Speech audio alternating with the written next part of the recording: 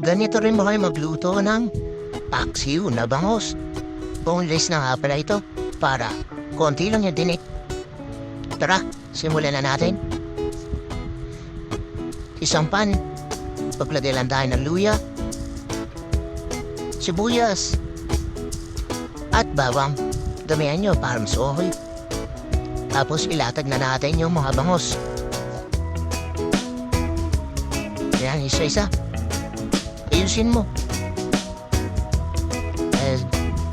Paglagay ulit tayo sa ibabaw ng luya, sibuyas, at bawang, syempre.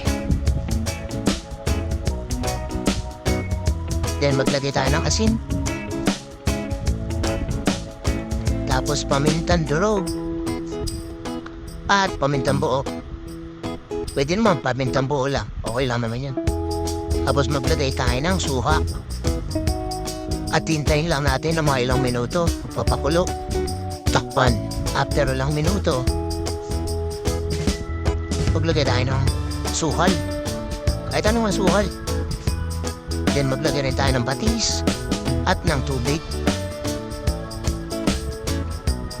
Okay na yan. Nakalubog naman yung ungos natin.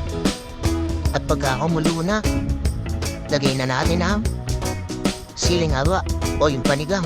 Tapos maglagay rin tayo ng mantika.